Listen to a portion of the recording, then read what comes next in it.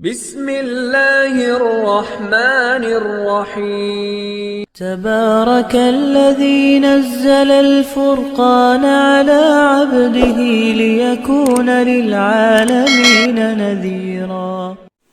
السلام علیکم ورحمۃ اللہ وبرکاتہ۔ میرا نام ہے قاری ابوبکر حیات اور میں آپ کو اپنے چینل پر خوش آمدید کہتا ہوں۔ میں نے انٹرنیٹ کے اوپر اردو کے اندر وائس ریہرسلنگ آواز کی پریکٹس کی کافی ویڈیوز تلاش کی ہیں۔ یقین جانیں پاکستان، بنگلہ دیش اور انڈیا میں مجھے ایک ویڈیو بھی نہیں ملی۔ آواز کی پریکٹس کے طریقے لوگوں نے بہت بتائے ہوئے ہیں، یہ کر لیں تو یہ ہو جائے گا، یہ کر لیں تو کر کے کوئی نہیں بتا رہا۔ اسٹوڈیو کے لوگوں کی تلاوتیں موجود ہیں، اسٹوڈیو کی نعت خوانیاں موجود ہیں، اسٹوڈیو کے پروگرامات موجود ہیں، لیکن اسٹوڈیو کے اندر آواز کی ریہرسلنگ اور پریکٹس کر کے کسی نے نہیں بتائی۔ ٹھیک ہے، کیونکہ یہ آواز کی پریکٹس اور ریہرسلنگ نا یہ ایک پرسنل چیز ہے۔ اس کے اندر آواز کی پریکٹس لوگ کیوں کرتے ہیں؟ تاکہ جن کا گلا خراب ہو، گلا لیول پہ آ جائے، سانس کم ہو، سانس کو بڑھانے کے طریقے۔ جس وقت بندہ مشق کر رہا ہوتا ہے، آواز کی پریکٹس کر رہا ہوتا ہے، تو بندے کو جن چیزوں کا سامنا کرنا پڑتا ہے نا، وہ سب بندے کی ذاتی پرائیویسی ہوتی ہے، اور وہ کسی کے سامنے بندہ شو نہیں کر سکتا۔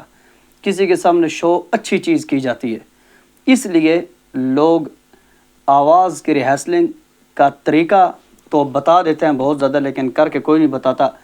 تو میں آپ کے سامنے جتنا بھی مجھے وقت لگا، مجھے امید ہے کہ میرے پاس تقریباً آدھا گھنٹہ ہے، میں آدھا گھنٹہ آپ لوگوں کو ساتھ ساتھ بتاؤں گا اور ساتھ ساتھ آواز کی پریکٹس کروں گا۔ دیکھیے شروع میں میرا گلا کیسے ہے، میرا گلا خراب ہوگا، بہت زیادہ گلا بھاری ہوگا، میں ہلکا اس کو کیسے کروں گا، اور کتنی آواز کے اندر آواز کی ریہرسلنگ کرتے ہیں، آوازوں کے ساتھ کھیلنے کا کیا طریقہ ہوتا ہے، یہ آپ کو ساتھ ساتھ بتاؤں گا انشاءاللہ۔ چلیے آئیے ہم سورہ بقرہ الف لام میم کا تقریباً کوئی سیکنڈ لاسٹ رکوع ہے غالباً، ہم اس کی تھوڑی سی پریکٹس کرتے ہیں کہ آواز کی پریکٹس کا طریقہ کیا ہوتا ہے۔ یہ میرا ذاتی کمرہ ہے، اس کمرے کے اندر میں تنہائی میں بیٹھ کے اپنی آواز کی ڈیلی پریکٹس کرتا ہوں۔ آج میری پریکٹس کا یہی ٹائم ہے، اسی ٹائم میں اپنی آواز کی پریکٹس کرتا ہوں، اپنی جگہ پہ موجود ہوں۔ میں نے کہا ریکارڈنگ تو ویسے بھی کرنی ہے، تو چلے ریکارڈنگ کے ساتھ ساتھ یہ میری طرف سے ایک صدقہ جاریہ بھی ہے اگر کوئی سیکھنا چاہے تو۔ اعوذ باللہ من الشیطان الرجیم۔ اب میں یوں محسوس کر رہا ہوں کہ میں تنہا ہوں، جو بھی میں پریکٹس کروں گا نا وہ میں تنہائی کے اندر ہوں۔ آپ نے اس سے عیب نہیں نکالنے، آپ نے اس سیکھنے کی کوشش کرنی ہے کہ تنہائی کے اندر آواز کی ریہرسلنگ کا طریقہ کیا ہوتا ہے۔ ٹھیک ہے، بسم اللہ الرحمن الرحیم۔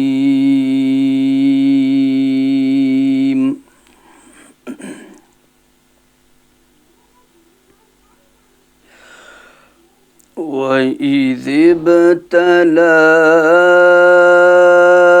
إِبْرَاهِيمَ رَبُّهُ بِكَلِمَاتٍ فَأَتَمَّهُنَّ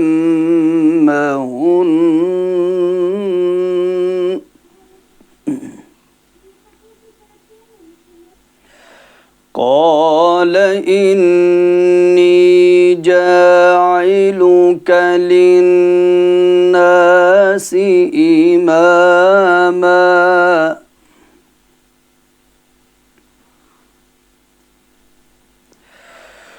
قَالَ وَمِن ذُرِّيَّتِي قَالَ لَا يَنَالُ عَهْدِ الظَّالِمِينَ۔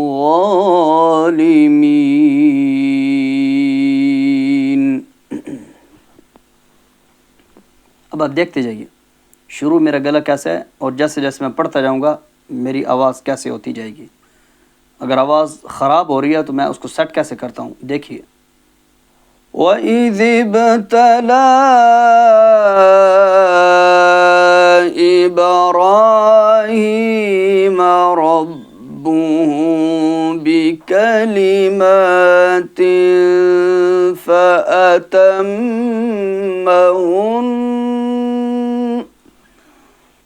قال إني جاعلك للناس إماما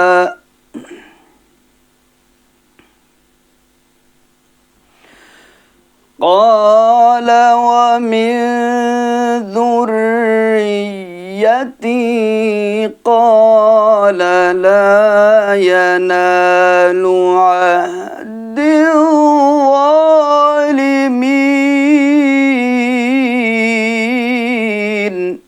بس اسی لیول کے اندر اب میں پڑھتا جاؤں گا، اس سے زیادہ زور نہیں لگاؤں گا. میں نے گلے کو استعمال نہیں کرنا، گلے کو چالو کرنا ہے.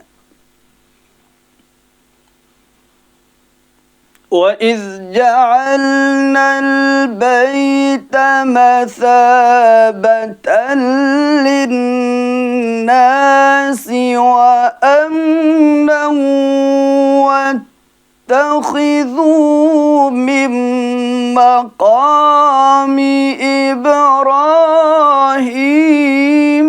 مُصَلًّى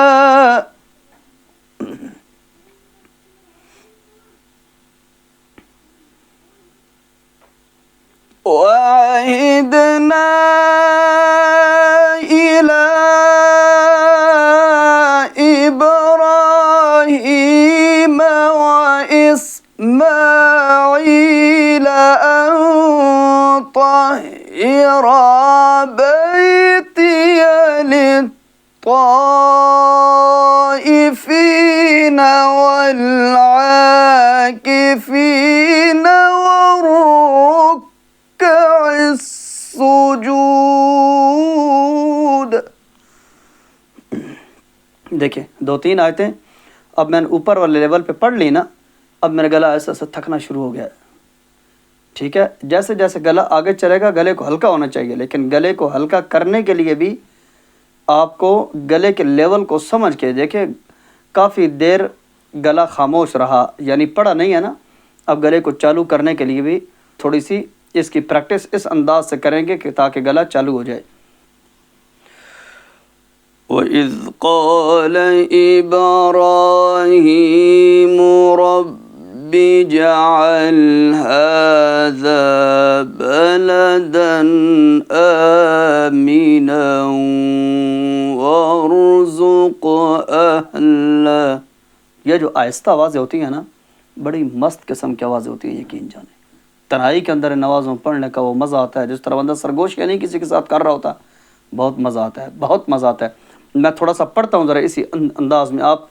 آپ اگر سننے کے شرائع ذرا توجہ سے سنیے، آپ کو انشاءاللہ پتہ چلے گا. وَإِذْ قَالَ إِبْرَاهِيمُ رَبِّ اجْعَلْ هَٰذَا بَلَدًا آمِنًا وَارْزُقْ أَهْلَهُ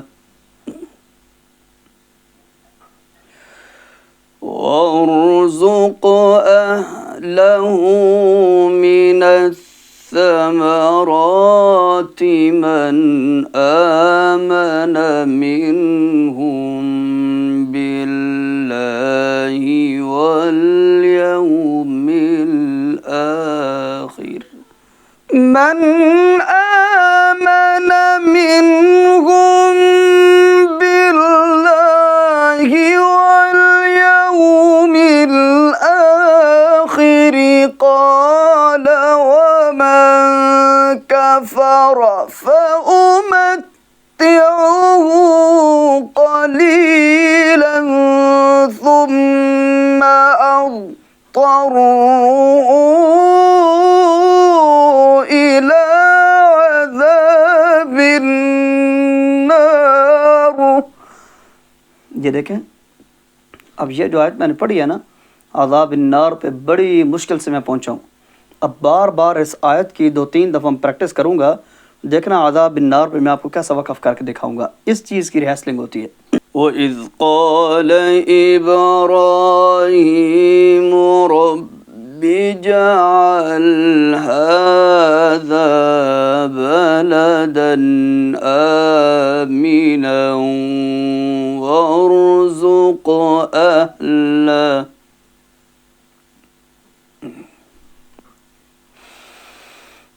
وارزق أهله من الثمرات من آمن منهم بالله واليوم الآخر من آمن منهم بالله واليوم الآخر قال ومن كفر فأمتعه قليلا ثم أضطروا إلى عذاب النار. یہ دیکھیں گلا درمیان میں کس جگہ پہ تھوڑا سا ڈیمیج ہو رہا ہے نا، سٹ کروں گا میں اسے. وَبِئْسَ الْمَصِيرُ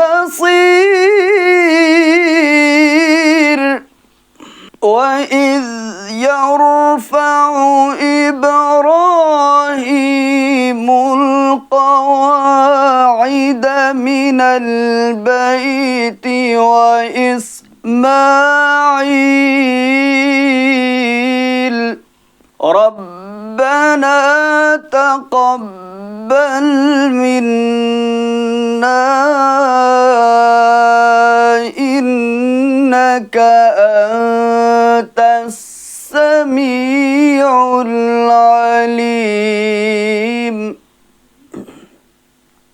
دیکھیں اب میری آواز چاہ رہی ہے کہ میں اس سے اوپر آواز کو لے کے جاؤں، لیکن میں نے گلے کو استعمال نہیں کرنا، آواز کو کنٹرول کر کے پڑھنا ہے. سٹیج نہیں ہے، الگ کمرہ ہے، آواز کی ریہرسلنگ اور پریکٹس کرنی ہے، گلے کو نہیں پھاڑنا.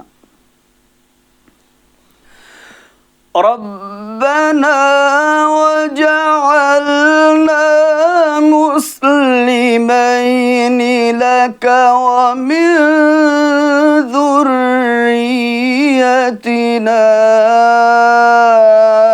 أمة مسلمة لك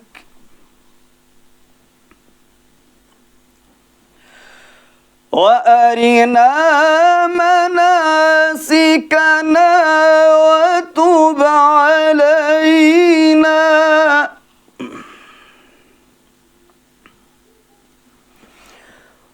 وأرنا مناسكنا وتب علينا إنك أنت التواب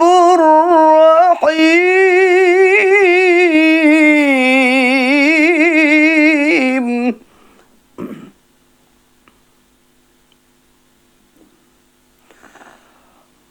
ربنا وبعث فيهم رسولا منهم يتلو عليهم آياتك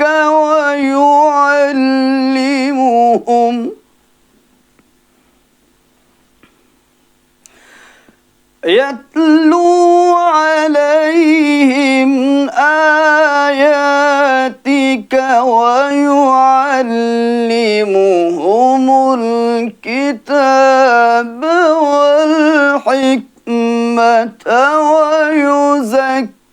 ويزكيهم إنك أنت العزيز الحكيم.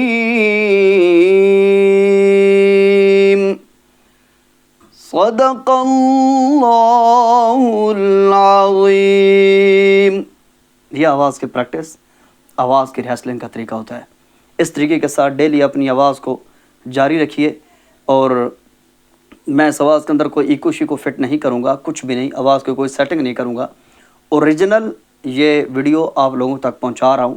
اگر آپ آواز کو بہتر کرنا چاہتے ہیں تو میں طریقے تو پہلے بہت بتا چکا ہوں، آج آپ کو آواز کے ریہرسلنگ کا طریقہ بھی بتا دیا ہے. اب اس طریقے کے مطابق اگر آپ عمل کرتے ہیں تو انشاءاللہ ہمیشہ یہ بھائی آپ کی دعاؤں کا حصہ ہوگا اجازت دیجیے اپنے میزبان کو اگلی ایک مفید ویڈیو تک کے لیے۔ والسلام علیکم ورحمۃ اللہ وبرکاتہ۔ اللہ حافظ۔